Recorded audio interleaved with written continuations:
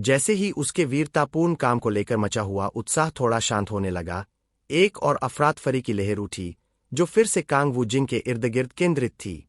एक breaking news alert screen पर चमका। गाबे के डायरेक्टर ने घोषणा की कि फिल्म लीच के लिए चुने गए 2 एक्टर्स हैं, सिम हानहो और कांग वू जिन। इस खुलासे के साथ दिखाई गई तस्वीर में एक दृढ़ निश्चयी वू जिन, अनुभवी डायरेक्टर गाबुक और मुस्कुराते हुए सिम हानहो नजर आ रहे थे। ये खबर BW एंटरटेनमेंट की प्रमोशन से और ज्यादा फैल गई। कुछ ही समय में ये खबर कोरिया से निकलकर अमेरिका तक पहुंच गई, जहां कांग वू जिन इस समय था। अमेरिका के एक आलीशान पूल साइड पर एक महिला जो बिजनेस सूट में थी, एक आदमी के पास पहुंची जो हवाईयन शर्ट पहनकर अपने फोन के साथ लेटा हुआ था। उस आदमी ने अपना फोन उठाया और पूछा, ओह, क्या ये सच में सच है?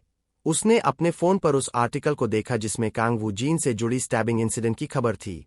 वह बोला, वो तो काफी समय से ट्रेनिंग कर रहा है।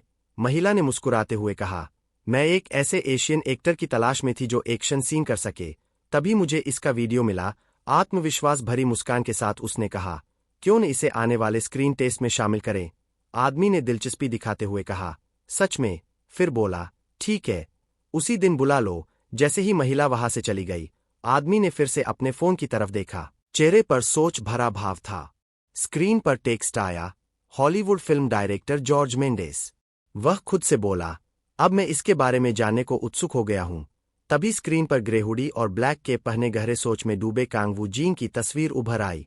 लॉस एंजेलिस में एक नए शो की कास्ट मॉडर्न लिविंग रूम में कैमरों से घिरी बैठी थी। कांग वू जिन ने गहरी सांस ली। लगता है अब आखिरकार सब शांत हो गया। लेकिन तभी उसे पिछले हादसे की याद आई और सेट पर फिर हलचल मच गई। एक महिला ने घबराकर कहा, मिस्टर वू जिन, क्या ये सच है? वू जिन ने सोचा, वो चालाक डायरेक्टर फिर से बम फेंक गया। दूसरी महिला बोली, इतनी सारी खबरें लगातार क्यों गिर रही है? वू जिन थका हुआ बोला, अब तो सिरदर्द बनने वाला है। तभी प्रोड्यूसर ने सबका ध्यान खींचा, हम कल से बिजनेस शुरू करने वाले हैं, तो आज ही मीटिंग रखो, इंग्रेडिएंट्स तैयार करो और वर्कफ्लो प्लान करो। फिर किसी ने वू जिन से पूछा, किचन टीम कुछ डिशेज सोच रखी है? क्या ख्याल है लीडर? वू जिन ने तुरंत जवाब दिया ताकि बात मूवी की तरफ न जाए। फूड ट्रक में स्पीड सबसे जरूरी है। जैसा मैंने कहा था, एक राइस डिश और एक नूडल डिश काफी होंगी। उसने जोड़ा, दोनों पहले से पकाई जा सकती है और कुछ नॉन स्पाइसी होना चाहिए। मेरा सुझाव है बुलगोगी राइस बाउल और मकुकू विद रोस्टेड सीवीड फ्लेक्स। बाकी सबने सर हिलाया। ठीक है, इंग्रेडिएंट लिस्ट बना लेते हैं। 4 लोग किचन में और 2 सर्विंग के लिए रहेंगे। उसने टीम बांटी। वीन और यान बेक्वांग किचन टीम, वू जिन और हायन के साथ रहेंगे, जबकि मैं और हांग सू फ्रंट संभालेंगे। किसी ने पूछा, ड्रिंक्स का क्या? वू जिन ने कहा, ड्रिंक्स सर्व करने से बातचीत लंबी चलेगी और टर्नओवर रेट धीमा पड़ेगा, तो फिलहाल सिर्फ पानी रखते हैं। सब ने उसकी समझदारी की तारीफ की। वाह, जैसा उम्मीद थी, हमारे हीरो शेफ और गाबुक के डायरेक्टर का जवाब नहीं। वू जिन ने सोचा, मुझे टॉपिक बदलना होगा। फिर बोला, चलो 2 ग्रुप्स बना लेते हैं। एक इंग्रेडिएंट्स खरीदेगा, दूसरा हॉस्टल में तैयारी करेगा। अगले दिन पार्क में फूड ट्रक लग चुका था। यान बेक्वांग और वॉरेन नर्वस थे। अब जब सच में फूड ट्रक में खड़े हैं, बहुत घबराहट हो रही है, बेक्वांग ने कहा। वॉरेन बोला, मुझे भी, लेकिन कोई तो आएगा न? उसने देखा, वैसे वू जिन ह्योंग को तो जरा भी टेंशन नहीं लग रही। वॉरेन ने मन में सोचा, अरे वो कैसे नर्वस होगा? उधर वू जिन खाली चेहरे से पैन हिला रहा था, मन में चिल्लाते हुए, मैं यहां क्यों हूं? तभी वॉरेन ने बाहर इशारा किया, देखो वहां एक बुजुर्ग जोड़ा उनकी टेबल पर बैठा था। उनके पहले कस्टमर आ चुके थे। वू जिन ने उन्हें देखा, दिल में उत्साह जागा, कोई आया है। आखिरकार वक्त आ गया। ऑर्डर आया, बुलगोगी 1, RSF 1। जैसे ही उसने पकाना शुरू किया, एक तीव्र अनुभूति हुई। ये एहसास वैसा ही है जैसे मैंने पहली बार एक्टिंग की थी। आग की लपटें पैन से उठीं और वह पूरे जोश से पकाने लगा। उसने सोचा, इनको स्वादिष्ट खाना खिलाना ही मेरा उद्देश्य है। उधर टेबल पर बैठे दंपत्ति बातें कर रहे थे। आदमी बोला, कहते हैं ये food truck Korean TV programme का हिस्सा है। पत्नी बोली, तो जो लोग यहाँ काम कर रहे हैं वो सब सेलिब्रिटीज है?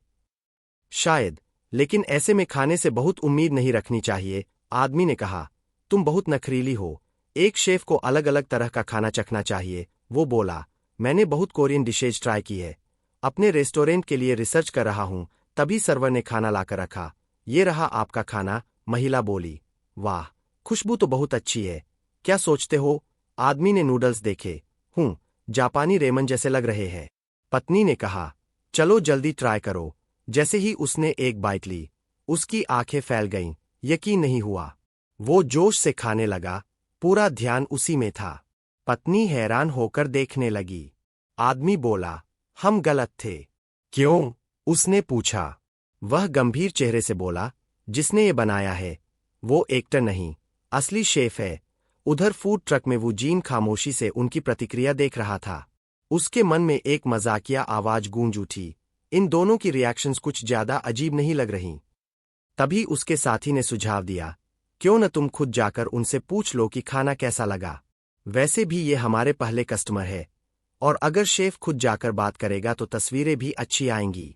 ऊपर से तुम्हारी इंग्लिश स्किल्स भी दिख जाएंगी। वूजिन ने सिर हिलाया। ठीक है। वह उनकी टेबल की ओर बढ़ा। महिला ने ऊपर देखा और अंग्रेजी में बोली, ओह, तुम्हारी इंग्लिश तो काफी अच्छी है। फिर उसने थम्स अप देते हुए कहा, ये बुलगोगी राइस बाउल तो कमाल का है, और ये नूडल डिश, ये तो बेस्ट है। उसके पति ने जोड़ा, वैसे ये खाना क्या कोरिया में आमतौर पर खाया जाता है? वूजिन ने मुस्कुराते हुए जवाब दिया, आह, ये डिश तो मेरी खुद की क्रिएशन है। आदमी हैरान रह गया, तुमने खुद बनाई? लेकिन मैंने सुना था यहाँ सब एक्टर्स है, तो क्या तुम सच में शेफ हो? वूजिन ने हंसते हुए कहा, नहीं, मैं भी एक्टर ही हूँ। यह सुनकर दंपत्ति और भी चकित रह गए। सच में? तुम शेफ नहीं हो फिर भी इतना स्वादिष्ट बना लिया? दोनों ने एक साथ कहा। आदमी ने पूछा, तो क्या हम पहले लोग हैं जिन्होंने ये डिश चखी है? वूजिन ने पुष्टि की, हाँ, आप हमारे पहले ग्राहक हैं। टेस्टर्स को छोड़कर आदमी ने आदर भरी नजरों से अपने खाने को देखा। मतलब ये डिश अमेरिका में नहीं मिल सकती। वाकई सम्मान की बात है। उसने पूछा, तो ये फूड ट्रक कब तक खुला रहेगा? वूजिन ने बताया, हम यहाँ 2 दिन तक शाम तक रहेंगे, फिर 5 दिन के लिए एक रेस्टोरेंट चलाएंगे। आदमी बोला, तो फिर हमें कल भी आना चाहिए। क्या मैं तुम्हारे साथ एक फोटो ले सकता हूँ? जरूर, वूजिन ने मुस्कुराकर कहा। आदमी ने फोटो खींची और अपनी पत्नी की ओर मुड़ा। वूजिन ने झुककर कहा, कृपया अपने भोजन का आनंद ले। आदमी बोला, धन्यवाद। मैं इस फोटो और अनुभव को अपने SNS पर जरूर पोस्ट करूंगा, और अपने जानकारों को भी रिकमेंड करूंगा। दोनों ने खाना खत्म किया। आदमी संतुष्टि से अपना पेट थपथपाते हुए बोला, वाह। उसकी पत्नी मुस्कुराई, तुम्हारी ये पोस्ट तो काफी हलचल मचा देगी। शायद हमें कल आना मुश्किल हो जाए। जाते हुए उसने जोड़ा, आखिर तुम एक 1 स्टार मिशेलिन शेफ हो, और अगर तुम इतनी तारीफ कर रहे हो तो असर तो होना ही है। इस बीच ला इंटरनेशनल एयरपोर्ट पर 2 फ्लाइट अटेंडेंट्स पहली क्लास केबिन की ओर चिंतित निगाहों से देख रही थीं। वहां एक ब्लॉन्ड वुमन धूप के चश्मे में बैठी थी। उसके साथ उसका मैनेजर जोनाथन। वह बोला, मुझे पता है, मैं खुद का ख्याल रखूंगा। फिर बोला, ये तुम्हारा कोरिया का पहला दौरा है, कैसा महसूस कर रही हो? तुम्हें 1 हफ्ते वहां फिल्म प्रमोशन के लिए रुकना होगा। महिला, जो सुपरस्टार माइली कारा थी, बोली, बुरा नहीं लग रहा। जोनाथन मुस्कुराया, अच्छा है। वैसे हमें यह भी तय करना है कि तुम किस कोरियन यूट्यूब चैनल पर आना चाहोगी। लिस्ट देखी क्या? माइली ने अपना फोन उठाया और स्क्रीन दिखाई। उस पर कांग वूजिन का वीडियो था जिसमें वो हेडफोन पहने दिख रहा था। टाइटल था, मीली कारा एब्सोल्यूट कवर कोरियन VR कॉन्ग W जिन्स ऑल्टर ईगो।